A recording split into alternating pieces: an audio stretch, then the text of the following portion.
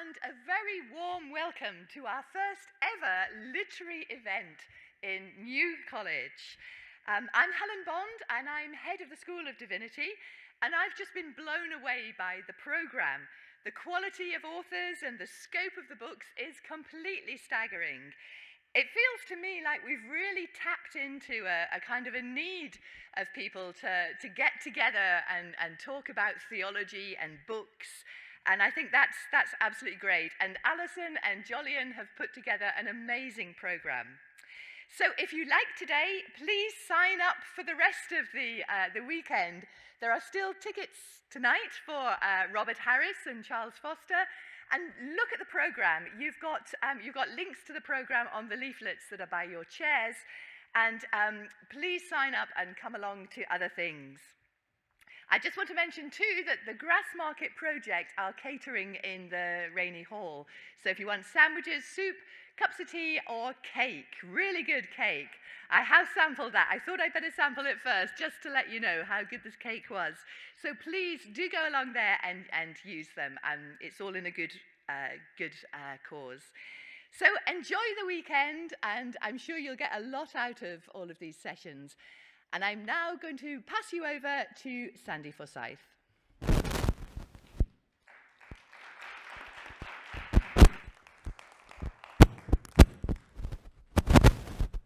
Thank you, Helen. Good afternoon. A very warm welcome from me to this event in Winter Tales. In this time of Advent, as we approach Christmas, we're themed on uncompromising hope, reflecting on the Incarnation with the Iona community. My name's Sandy Forsyth. I'm a senior teaching fellow here at New College, and I'm also a parish minister in the Church of Scotland on the south side of Edinburgh. Before we begin, some practicalities to bring to your attention that if you're at other events, you'll also hear over the course of the weekend. First of all, masks are required to be worn throughout the event, unless you have the pleasure of being a contributor up at the front, and also required while you're moving about the building. We're following the government guidelines over track and trace, so your details have been gathered for that purpose. There's no plans for a fire alarm drill this afternoon, so if it does go off, it's the real thing. And make your way through the fire exits which are around the assembly hall here. And finally, maintain a reasonable distance as much as you can from other people at all times, especially when leaving the building. Helpers are on hand to guide you through the exits. But now it's my great pleasure to welcome in conversation and recital Jan Sutch Pickard and Sally Foster-Fulton, who will be talking together on the theme of uncompromising hope and the Incarnation. They'll be sharing poetry and liturgy and prayers which they have written and from other publications from Wild Goose, some of which are available in the Cornerstone bookstore here.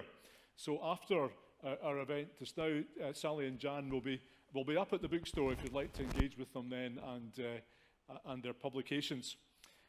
And in the last section of our session here, we'll have time for a Q&A, so please do store up some thoughts and questions for Jan and for Sally as we go along.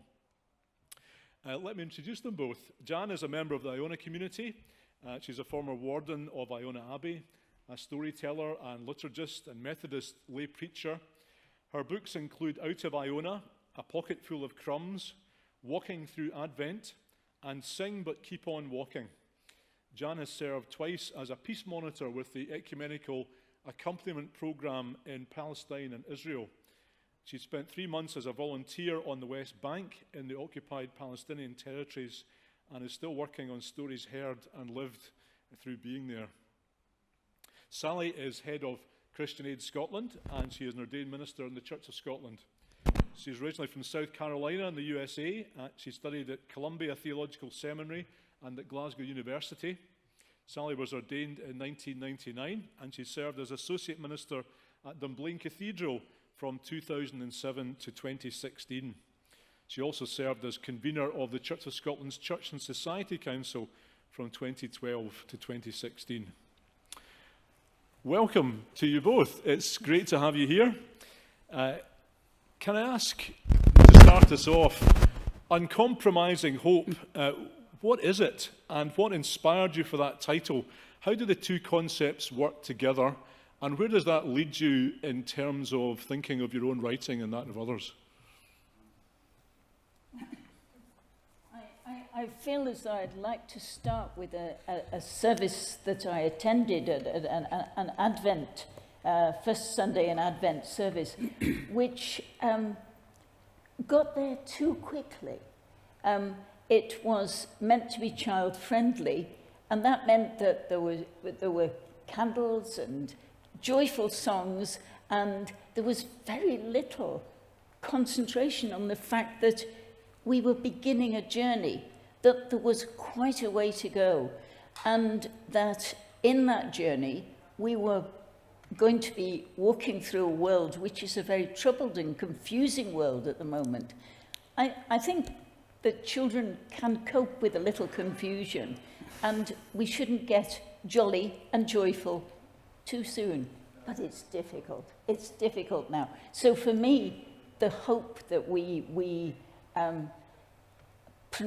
proclaim and try to live in Advent is one where we don't compromise into a state of coziness. Mm.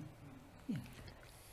Absolutely. And for me, it also resonated with the theme of this winter tales, the Incarnation, because that's where the hope is.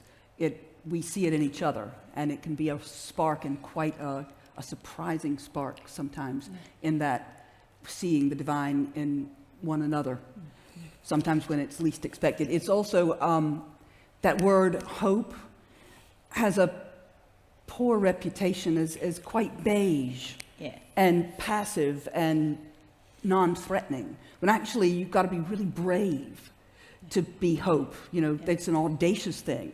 It's also a verb, and it's something that we put our weight behind. Yeah. If you are actively hopeful and expectant, you're willing to do something about it. And so for me, it really resonated, especially with Advent. What are we waiting for, and how are we waiting? Yeah. And as you say, the hope element can be such a bland word that's just thrown about. But adding that uncompromising nature to the front of it, how can we be uncompromising in hope? One of the things I learned when I was on the West Bank was listening to Palestinians and Israeli peace activists who were working alongside and supporting them. And the importance of this word sumud, which means hanging on in there, steadfastness. It's not an easy word at all. It's about living with an almost impossible situation, but believing that there could be a way through. But that way through is going to need the audacity, facing a challenge. And steadfastness, which is a rather old-fashioned word, actually is a great translation of this word sumud. So for me, that was an important bit of learning, which I'm now trying to apply to us living in this political and crisis situation. With what do we do about this? Yes. What do we do? Hope is not just for Advent, you know, it's for a bit longer. And we face the reality of where the world is at the moment in so many different contexts. We can see its importance, particularly at the time of considering the Incarnation, as you say, Sally. Absolutely. Yeah. Have that been reflected in particular aspects of your writing? Can you see echoes when you think back to what you've written before, and resources that you can call upon to reflect that? Yeah, I think one in particular I'll share now. And you know, when Jan was speaking about that word, and that it reminded me of a word we bandy about in international development, and that's resilience, and how sometimes it infuriates me that we expect resilience from folk who are oppressed and live with the systemic injustice that we perpetuate. And how galling that can be. And another term that I have learned from some of the folk who I work with in the Global South, especially in our Africa division, and that's Ubuntu, which is I am because you are.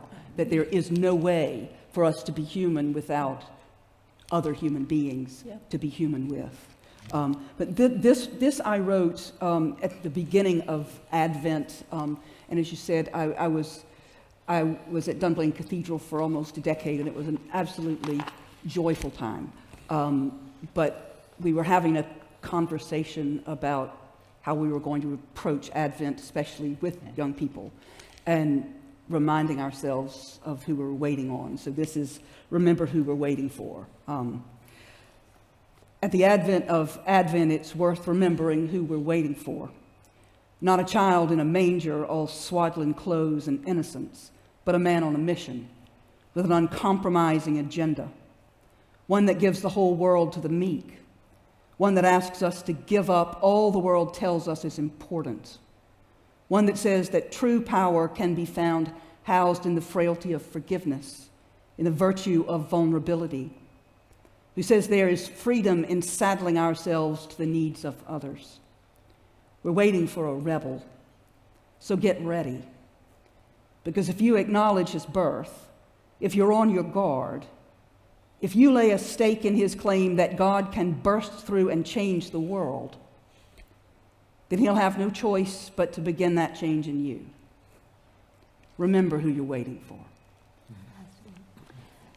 And because you talk about, how hope can be embodied in the people we meet, I'd like to partner that with one that I wrote in this book, Sing But Keep On Walking, which is drawing on the experience of living on the West Bank. And I actually started with a woman. The kingdom of heaven is like yeast that a woman took and mixed into 60 pounds of flour until it worked all through the dough. In Jesus' time, every village and most homes had a bake oven. Jesus watched women like Mary, his mother, at work daily, adding yeast to flour and setting it to rise. When I lived in the village of Yanoon, high in the hills above the Jordan Valley, I was invited to spend time with our neighbour as she went about this daily work. First, she took yeast, mixed it with flour and water and set it to rise. The yeast was brought from the nearby town. The grain grown in the valley was ground by a mobile mill. Water came from the village well in an olive grove. The dough took 12 hours to rise. It's about waiting. Then our neighbour went into the bakehouse and sat down by their taboon. That's an earth oven, a depression in the ground, with stones that hold the heat, fired up with dross from the olive press, which makes a very good fuel, the embers of which are piled over the domed cover of the taboon to give out smouldering heat and bake the loaves right through. I sat with her for the time it took, watching her at work and talking gently to each other as we waited for the flatbread to bake. Her husband, Kamal, was a farmer on a small scale, like a Hebridean crofter. He herded sheep and goats, had olive trees, some land under plough. In every case, less than before the settlements were built and the outposts appeared on the hilltops around the village. There were 6 children for Najia to feed, and his housebound mother too. When the lid was lifted from the taboon, heat rose into the dark hut. Flour dust and smoke danced in a ray of sun. With deft, floured hands, she scooped some of the soft dough from the bowl, flattened it on a floured tray, lifted it up with both hands. It stretched, and without breaking it, she draped it over the hot stones and covered it. I looked at Najiha's beautiful, tired face, which I could not photograph out of respect, and with equal respect, watched the growing pile of bread she was making and made every day to feed her family. I was given a crusty, fragrant, still warm loaf to take home for our household. It was Sunday morning. For me, this was a sacrament. With us, God, You came to share our human lives in Bethlehem, the house of bread. We pray for those who bake bread and break it on both sides of the wall of separation. Jewish families gathered for the Shabbat meal. Christian and Muslim Palestinians sharing flatbread fresh from the taboon. You are living bread, broken that all might be fully alive. So we pray for the day when all your children will be free to share their daily bread together in peace. Amen. But it's a waiting time. There is a lot of waiting involved. And in that waiting, we hear each other's stories. Fascinating how each of you have approached the concept of the Incarnation from different perspectives, but both so powerfully. And Sally, your wording really shattering that mental image from Sunday school books onwards of the gentle Jesus, meek and mild, coming to us at this Christmas time and challenging everyone to remember the core truths of what the gospel message is at this time of year. And how did that resonate? You were saying you were doing it in Dublin Cathedral, particularly with younger people. And how is your voice received and heard? I think because it wasn't my voice. Yeah. I think that the beauty of our Christmas story is all those incarnations, all those lights that shine that say, hang on a minute, pay attention, there's something, and I love the word subversive going on here. There's something subversive happening here. It's different, it's not what you expect. And so all of those characters, taking those characters, listening to that story, and then letting them tell it and flip it on its head and surprise us. And so I think that's been, for me, why, I've got, remember when I was a probationer, I had a mentor who said that our sacred stories are like a treasure chest in a cave. And you go in and you dig really deep and you come back out and you go, look at this. And you go right back in and you dig deep again and you come back out and look. And it always changes. And that's why those stories are sacred, because of the engagement, the years and years of wrestling and fighting and praying with these stories. So for me, it's really powerful. Yes, and your words almost felt like a wake-up call. That they were short and quite terse, but also to wake up to the reality of what we're considering. Which is a strong Advent message. Which is a strong wake up. Yes, Wake up, here's your chance. Yes. Pay attention.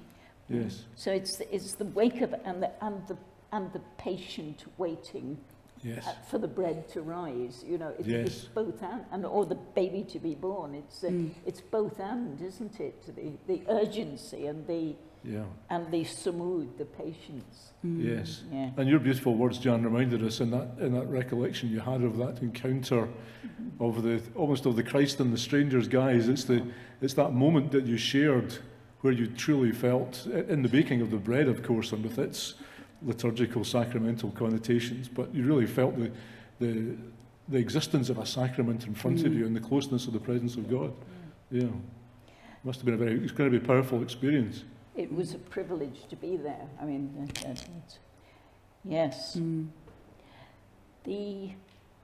I like your, one of the words that came out when we were planning this was challenge, wasn't it? And it is challenging, and sometimes we duck the challenge. I mean, I've spent quite a lot of time working in Iona, and there are lovely people who come, who are looking for something that is beautiful and comforting and Celtic spirituality written in unsealed lettering. Well, that's fine, but can I read a poem? Oh, please do. Yeah. Sorry. Go for it.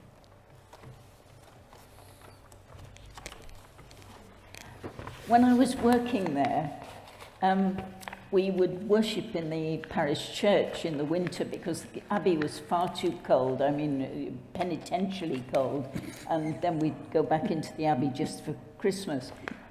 So the Abbey bell is very sonorous and rings out across the landscape. But one Sunday, I found myself being called by a different bell. The bell. At first, I guessed that its clangor was the cry of wild geese lifting off wet meadows, resonant in the raw air of a grey midwinter Sunday. And then I heard that it was the dissonant beat of the parish church bell, rusting on its outdoor perch at the gable end. And I thought how it lacks the charm of a chime of bells from a steeple, or the sonorous tolling of the Abbey bell 10 minutes to each appointed hour. But how, as it echoes from the crags, uncompromising in its demand that the people come, with no promise of comfort or beauty. We maybe hear the gathering bell of a much older church, the strange certainties of saints, the urgency of the wild geese.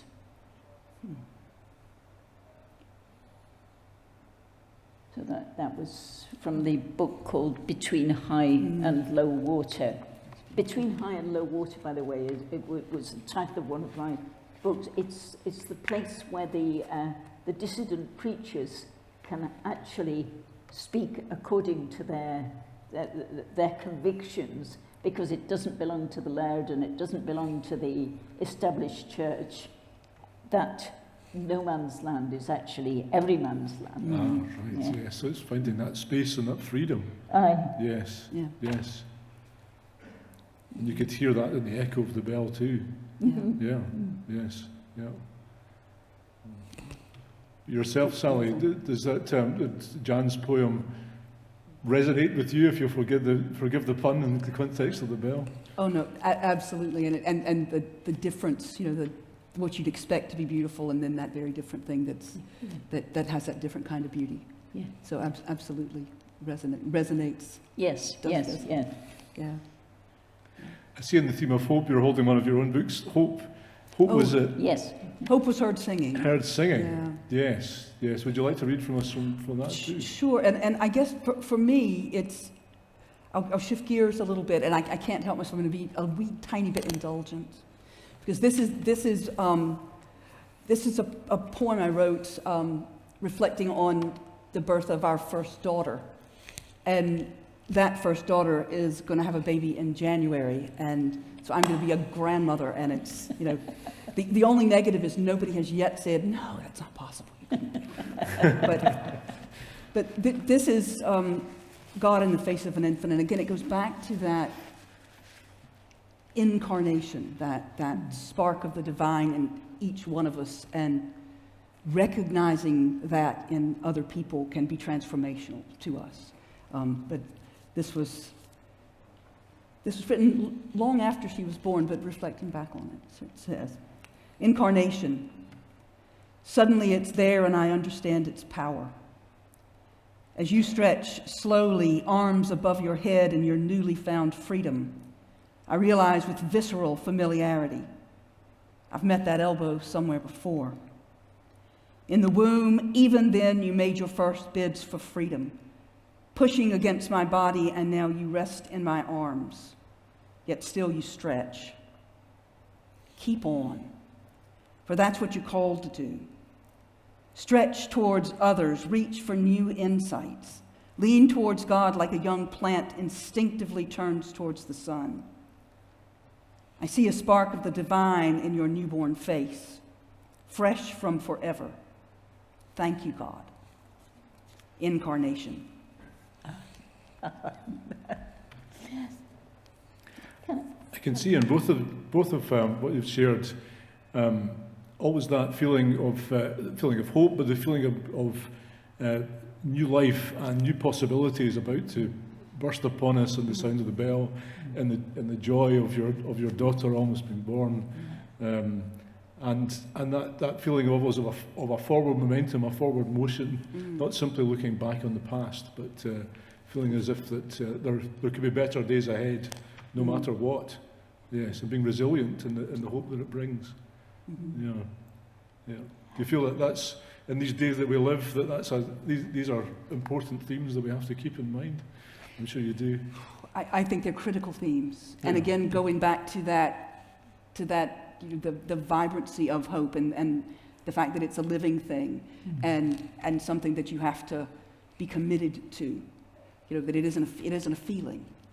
Or for me, it's not just a feeling. It's something I'm willing to just put my weight behind and say, this is what we're going to work for, and we're going to join it together, and it's stronger. It's stronger than despair. And it's about being real in the place where you are. One of the things that I noticed, and I asked Wild Goose Publications to produce the covers of different Advent studies or sets of reflections. So many have been produced over the years. It is really, this waiting and walking through Advent is such an important theme for us as a community. But the one I'm using at the moment, which I don't think is in the bookshop, is by Tom Schumann, who's an associate of the community living in the States. But it's not got a pretty cover at all. It's called Christmas Eve in the Diner, and it's just got an illuminated open sign. And I was very moved when I read where these reflections had come from, because Tom and his wife have a son who is profoundly disabled and has been living away from home for a lot of his life in a caring facility. And so their life has been visiting him where he is. And it's been important to them to be with him at Christmas. But there are so few places open at Christmas. And so they have spent an enormous amount of this festive, joyful gathering into the home system in diners with all the other people, long-distance lorry drivers, people who haven't got anywhere else to go.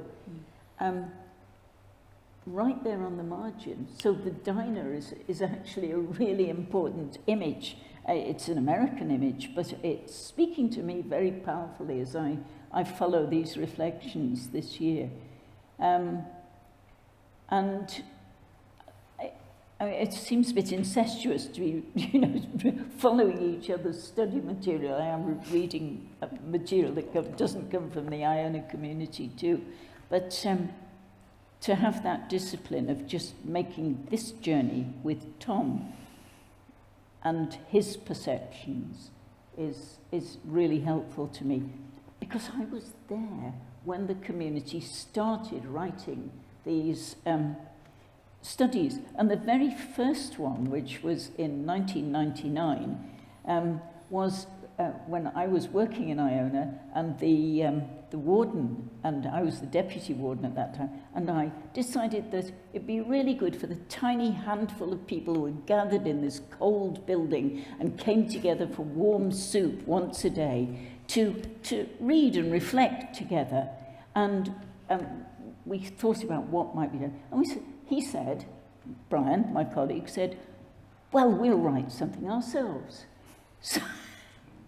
So we did, which meant that as the bell, the dinner bell, another bell, as the bell rang, calling people to come and have their warm soup from wherever they were engaged in the work that's also worship around the Abbey, as they were actually coming up the stairs, we were frantically printing out that day's Bible study, which put us on our mettle. But it meant that whatever came out was rooted in the work and worship of the life of the Abbey. And we did not intend to write a book, but it ended up very unimaginatively called Advent Readings from Iona. And it still surprises me when I go back, because I can think of the hectic circumstances in which it was written, but I can also think of the way that we were day by day grappling with what it means to be an intentional community in a place right on the edge, and what it means to try to put together prayer and politics and, the challenges of life together. I was interested in hearing that common theme from you of your description of your Palestinian encounter and that sort of deeply moving experience, and also you're mentioning Tom Schuman's book and his encounters in the diner. They're both very embodied experiences, and I'm taking from that for you, a disembodied faith doesn't make sense. It's not. It doesn't exist simply as an intellectual statement. It's very much rooted in the reality of life. Thank you. You've put it much better than I could. Yes. and interesting how often meals are at the heart of it, as they are at the heart of Christianity. Yeah, I think, meals and the everyday, the ordinary that just captures you. I've been doing a similar thing. I've been dipping into a book called Doing December Differently, an alternative Christmas handbook. And what I love about it is, again, it's the different perspectives that this book brings you. So you've got, Christmas from different theological and liturgical perspectives. You've got Christmas from different faiths perspectives. So people who celebrate Christmas but are Muslim or Buddhist or Jewish, and that different perspective that brings something different out. Again, something different out and says, look, there's one about from single perspective, from people who feel quite lonely at Christmas. There's a transgender and homosexual relationships and Christmas in those different spaces. And I would highly recommend it. It's got some beautiful things in it. But it's that different perspective, that takes us out of our own space. Yes. What can we learn from that, from those who are different from us? So much. I mean, one of God's best ideas, wasn't it, to make us all so different? How boring would it be if we thought the same and looked the same and acted the same? We'd be just so dead boring. But that's not what God did. It's not what God did. And how I love, this just came into my mind, but the story of the Tower of Babel, there's this wonderful professor called Ted Hebert from McCormick Seminary. And he did a whole different look at the story of the Tower of Babel, and he stripped away all the stuff we've laid on that story about it being about pride and being about, human pride, and God had to scatter us to punish, and said, what is that saying about diversity? That diversity is a punishment. Well, that's crazy. And so looking back at that story and saying, well, actually, in that story, maybe it's as simple as, God had a better idea. It was our tendency to huddle together and stay like this and, we'll stick with what you know. And God said, away you go. It's a big, wide, beautiful world. Go spread yourselves. And then when you come back, you've got something to teach each other and to share. And what a beautiful thing that is. There is a poem a friend of mine, Ruth Burgess, who is one of my, I don't know where I'd be without her, to be honest. She's taught me so many things. I tend to have an idea and just splash it out on a page, and Ruth would come and say, and how exactly is that going to work? Used to drive me nuts, absolutely nuts, but she was always right. Always right. How's that going to work? How's it going to look liturgically? How are people going to move? How are they not going to be thinking about their next move and be able to enter the space? And she's wonderful. And she wrote this poem called A Thought, and again it brings in that incarnational space. So I'll just read it, because I ran into it again a few days ago when I was just perusing. It's a thought.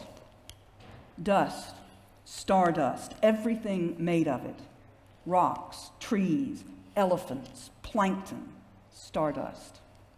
You, me, Jesus, all of us, stardust. Twinkle, twinkle, wow.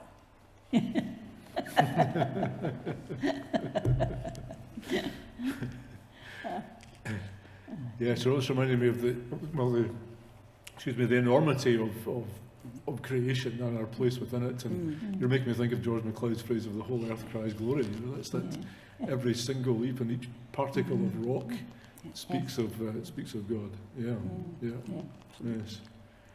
So as we look towards what's ahead of us and towards Christmas and through Advent, we're in very challenging times, of course. We continue to be under the pandemic, and when you reflect on uncompromising hope and Incarnation and some of the beautiful resources you've been sharing, where do we go from here over the next few weeks? What keeps us going?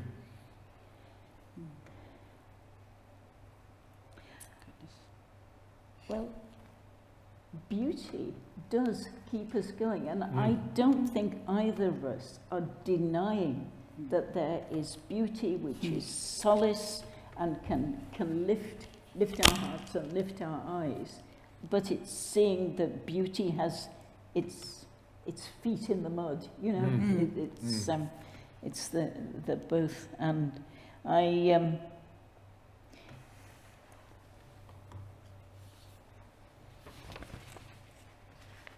And sometimes it's hard to see that beauty. Sometimes you struggle because what you can see is the pain and the anger.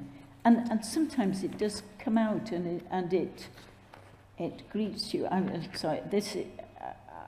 would like to share this one, which is, it's about something so banal as sending Christmas cards. Okay, but I think you can see it does relate to the theme. So I've called it Christmas Post. First it was swallows gathering on wires as bracken rusted and air had an edge, for the winter puffins had put out to sea, and no more calling from corncrakes posted early to Africa.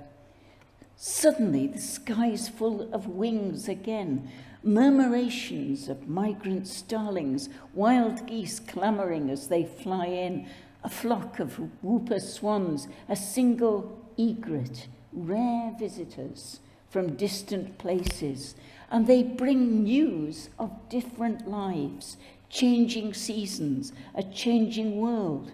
The flock, flickering like ticker tape, they cross frontiers, unstoppable. They keep coming, like envelopes addressed to us. In each bird body, a small beating heart, folded paper embodying the wonder of expectancy coming down to earth. And just as the days darken, there's this lightning of the Spirit as messages of love keep coming. The sky full of wings.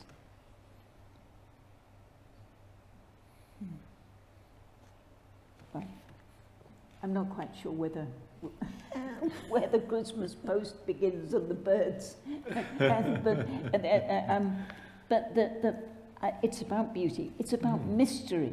It's about the way that God can take something which we take for granted and transform it into something that takes us by surprise. Yes, just in that moment, that glimpse. Yeah. You know, like I was talking about stardust is suddenly capturing Yes, it. yes. That's right. Yes. So that was in a collection called A Pocket Full of Crumbs. And I'm still trying to work out exactly what it's about, because like a lot of poems, it kind of took over, and it wasn't what I intended at the beginning, but by the end it was something I wanted to share. Yes. That's really nice. What about the process of writing itself? And you know, it's always an impossible question to answer, but how did things come to you? Is it reacting to what's around you in the world? Is it a wake up in the middle of the night and all of a sudden the idea is there? Sometimes, and sometimes it's just a phrase or an experience or something that just sets it off. And for me, if that happens, I have to stop wherever I am, whatever I'm doing, and write it down before it goes and moves on to something else in my head. Sometimes it can be quite a lengthy process, and other times it just comes pouring out. Yeah. And I'm never sure. I mean, I'll read one, and the reason it makes me smile is when I was writing this book, again, the editor that works with us is just a lovely, lovely man, Neil Painter. He's just brilliant. And when we were looking at the book, he said, Sally, you haven't written anything about star. And I was like, oh, so I haven't. Leave it with me. And we were running out of time. And I was sitting, if I can find it in here, in my office, and all of a sudden just got this thought, and wrote this in like 20 minutes, maybe. And it just came out. And I'm going to see if I can find it. It's on the star. I found Mary, but I haven't found the star.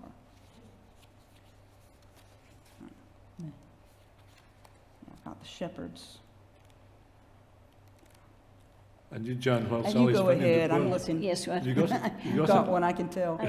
I mean, what Sally said about a turn of phrase, or so, I mean, and very often it's something that somebody else says, or even something that you see in a poster or a way that something is expressed out there, and it comes home to you, and that's the word that sets you. Yes. So this being attentive to the world around and listening to the people around is extremely important for trying to reflect that world back to itself. Yeah. Have you found it yet? I have, yes. Good. I have. Well, please share it. This is How Far Away is a Star. How far away is a star?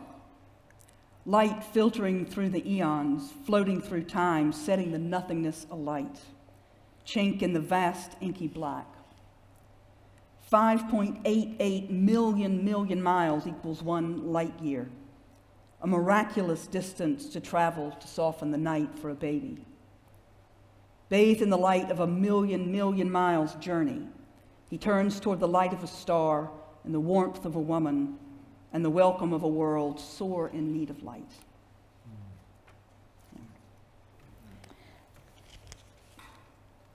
Yes.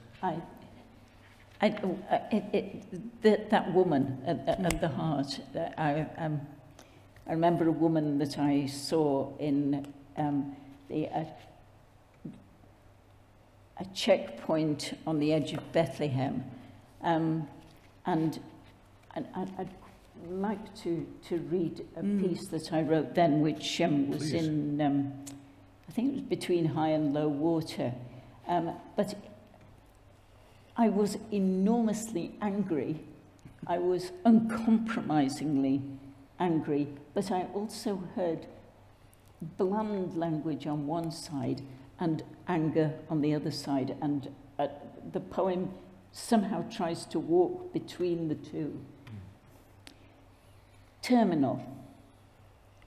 So that's it then. The logical conclusion. Bethlehem sealed off from the world by a concrete wall. Of course, there's still a way through. No longer a checkpoint, something much more civilized. A terminal. Not a terminus. Things don't end here. Don't be ridiculous. Think of an airport. Passengers process due procedures, security, a streamlined system, efficient, hygienic. Please keep this terminal clean. White wall, polished floors, glass booths, bulletproof. Please follow the instructions. Failure to do so may result in your being turned back. It's for your own safety. Pilgrims with passports, one way. Other people, huddled humanity, have got used to queuing, coming and going with difficulty between home and work, home and school, home and hospital. Hard if Bethlehem is home. The jostling crowd watch the time. Talk to each other, complain, listen, laugh at absurdities, look anxious, shrug helplessly, wait wearily for the red light on the turnstile gate to click to green, and then, one by one, not with their neighbours, parents separated from children, each is allowed through the cage to the X-ray machine goes through that, waits while bags are checked, standing still under surveillance from armed soldiers on a catwalk above.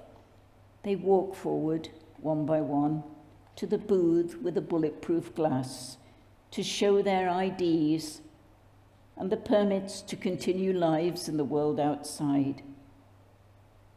There's no eye contact, a sterile environment, minimum risk. Catching the bus for Jerusalem, a man at the end of his patience exclaims, "This bloody checkpoint! Thank God for human emotion and honesty, which refuses to keep this tidy solution clean. Or let this terminal be an euphemism for humiliation and the fear, which only gets more when people on two sides cannot look each other in the face." Crossing this polished floor, how far we've come from the baby born on the earth of a stable, among straw and dung, among human voices and animal warmth, herded through pens. How different our journey from the local shepherds who came and went freely to see with their own eyes and to share good news. Caught between gates and guns, how far from the angels who proclaimed peace on earth to all people of goodwill, even though the official sign outside tells us, "Have a good day." But this is still Bethlehem, just one place in an unjust world where the people stand on common ground with little hope, and where God is present, incarnate, in the arms of a woman like you or me, standing at a closed gate, waiting for the light.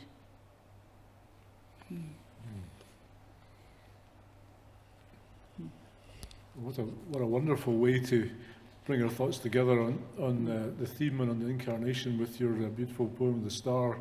Yes. Sally, very sort of dreamlike, mystical, inspiring, and your poem, The Terminal, Jan, rooted in the sometimes grim reality of the world and reflecting the Incarnation through that lens. But thank you.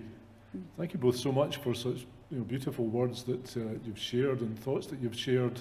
And everything you brought in the last short while in your poems and your work.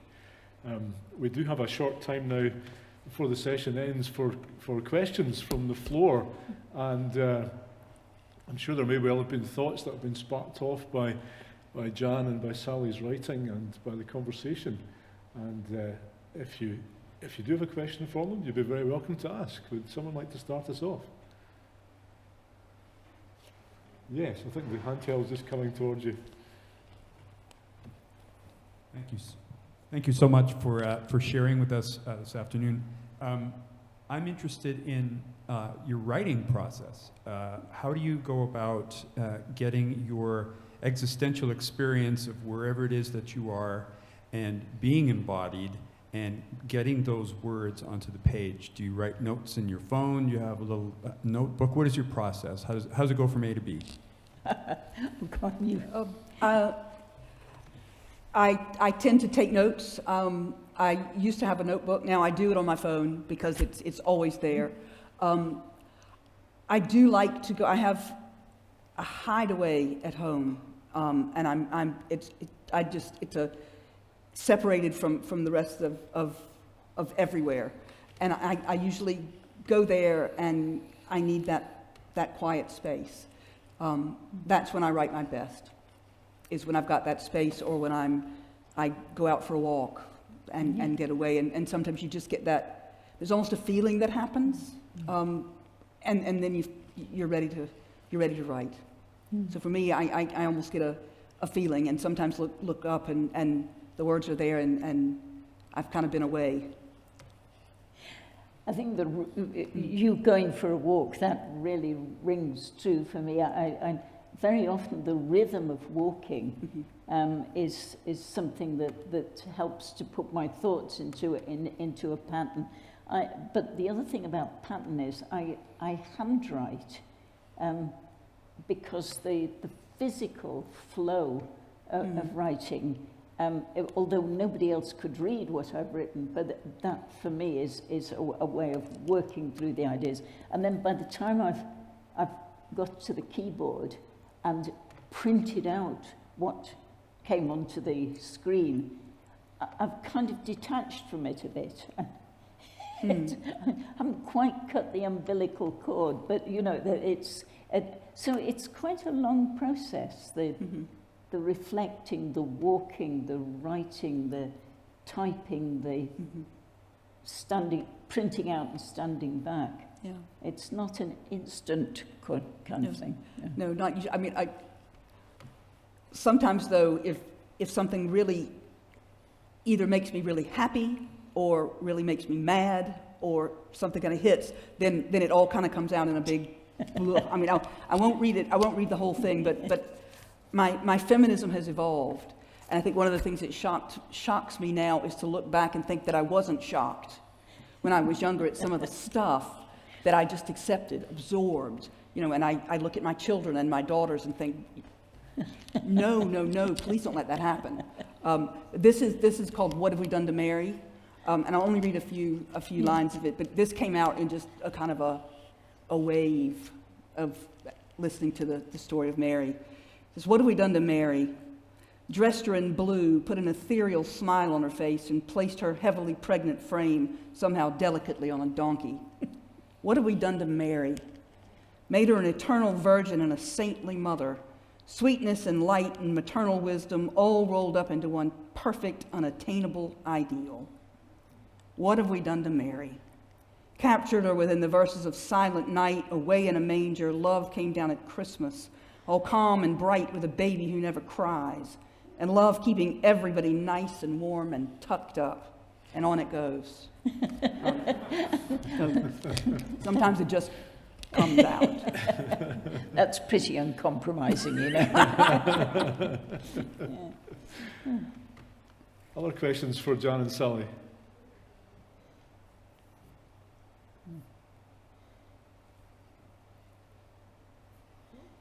Yes.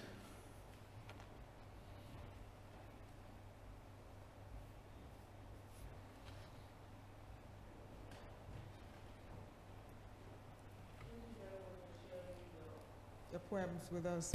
I just wanted to ask how your faith comes through in your writings. I noticed that even though that the faith-based work, you scarcely mention God or Jesus or Spirit and things like that. They're embedded, but why is that not coming forth as clearly? And how does your faith help with your writing? Yes, I didn't quite catch all of that. If I caught you correctly, you were wondering how does faith underpin their work if it's not mentioned explicitly, but you can hear it implicitly. How does Jan or Sally's faith underpin what they do? What's the yes? Yes, yes. Yes. I think we have to be honest in using the language that comes to us rather than try to adopt a language that is going to be acceptable to others. But at the same time, we're trying to communicate, but communication and conforming to expectations is not the same thing. So I guess, I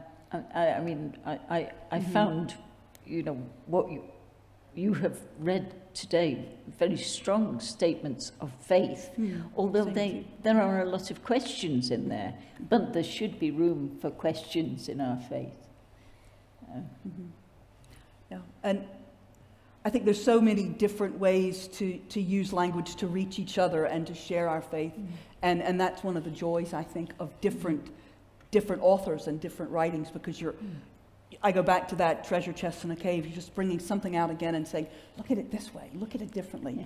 And for me, that's really important. And to use what's happening around us now as the springboard for for our discussions about faith is what's happening. It's a living, breathing thing, reformed and always reforming.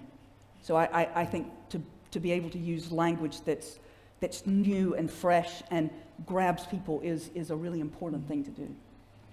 And I suppose in asking what we've done with Mary, or what kind of Jesus are we waiting for, or what's the situation unfolding in front of me in Bethlehem of all places, you're in a way reiterating your faith, you're re-emphasizing your faith, but you're approaching it in a new and fresh angle. Is that what motivates you to have new eyes on I think one of the interesting things that the Iona community has done a lot, people will be familiar with the hymns of particularly John Bell and Graham Moore. And in those hymns, they've very often used folk songs which go straight to people's hearts because they are, the music is so familiar. But they have not just written pastiches of folk songs, not just the expected language of hymns, which can be quite limiting or specific, but they open up, they break open language in the word of the hymn, enabling people to perhaps sing through a different exploration of spirituality, but to do it in the context of a folk song, which is there at the heart of a lot of people's cultural experience. I wish that was possible using the music of other cultures too, because to me, I find it very helpful to express my faith by singing, and when other people have chosen words that help me to do that. So. Well, thank you everyone for being here at this session, this opening session of Winter Tales, and I hope you very much enjoy everything that's in front of us over the weekend. But in the meantime, do go to the Cornerstone bookstore and engage with Jan and Sally if you would wish. But in the meantime, can you please join me to offer our thanks for this excellent session, and thank you both.